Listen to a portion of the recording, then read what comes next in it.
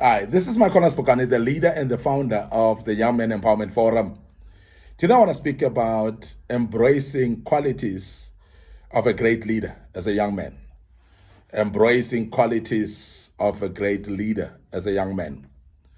Now, as a young man, you would know that my dream is actually to develop you, just ordinary as you are, to become an extraordinary man of integrity and character through the kingdom principles. And that's the reason why I'll speak a little bit more in every topic that I handle about leadership, because I believe strongly that as a young man, you need to develop and become a leader.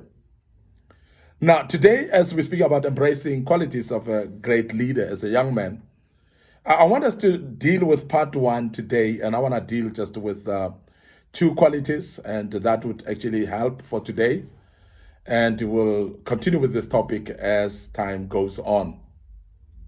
The first thing that I want you to embrace as a young man, as a quality of great leader, is honesty. We are lacking honest people in the generation of today. And I want to develop you as a young man that you embrace honesty from the word go. And as young as you are, start being honest with everything that you do. Now, honesty starts with small things in your life. Honesty starts with right in your family where you are. Honesty starts with you being honest with yourself, number one. Be honest by knowing who you are and what are your weaknesses, what are your strengths, because self-identity actually helps quite a lot in being honest with yourself. Because you cannot be honest with someone else if you are not honest with yourself first. So meaning that self-identity is very important. Identify who you are. Find yourself. Find your calling. Find your assignment on earth. Find your purpose. Because when you find your purpose, you're going to reach a point where you'll be honest with yourself and you'll definitely know what are your strengths and what are your weaknesses. And when you're honest with that, then you can be able to be honest with other people. And I'm going to emphasize that as a young man, you need to be honest from the beginning in your own household, in your family. Be honest with your parents in everything that you do, and don't actually hold back.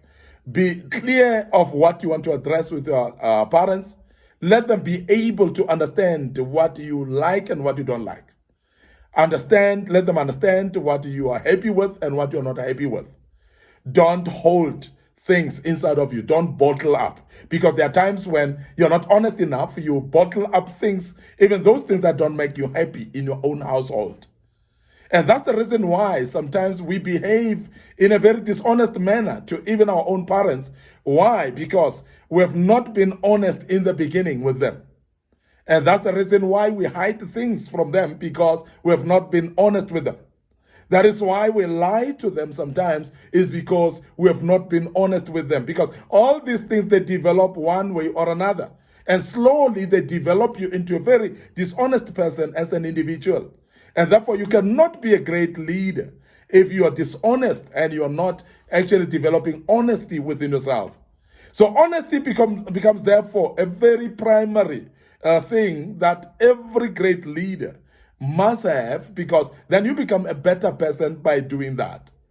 Now, if you are running a business, in your business, and you're having employees, and we must emphasize that you are going to reflect your employees.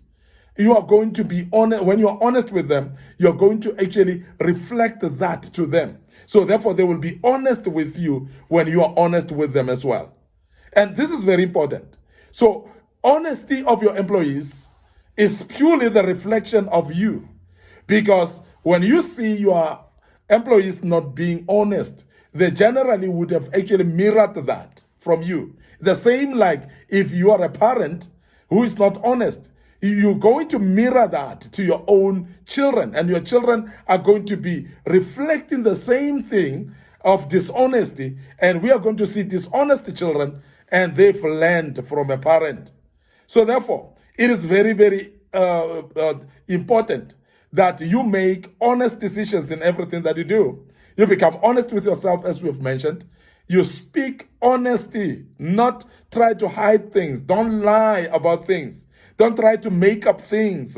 Make sure that everything that you do is actually the truth and it's only truth. Because if you do that and become honest with that, everybody is going to trust you and believe in you.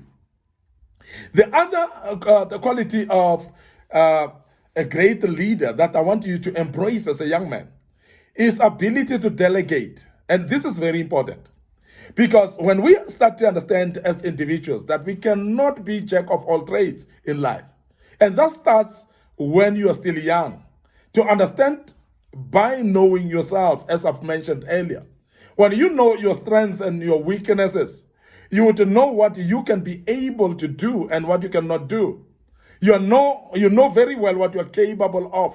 Now, based on what you are capable of, then you will be honest with yourself to say, this I cannot do, therefore I must get somebody to do it for me. And remember also that when you are not able to delegate, you're actually overloading yourself with things that other people could do for you.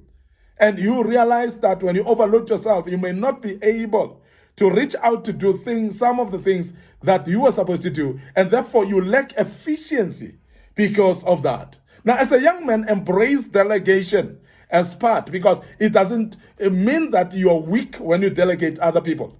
It doesn't mean that you lack knowledge when you delegate other people. You delegate people because that is efficiency that makes other people to be doing while you are busy with something. They are able to do something and complete it.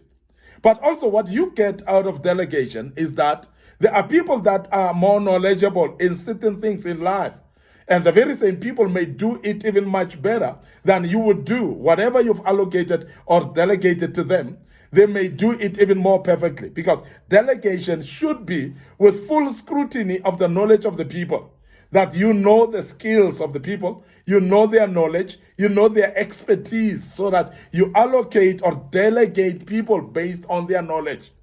Delegation should not be random. It should not be that you just delegate for the sake of delegating. It must be that you delegate to people in areas where they are mastering.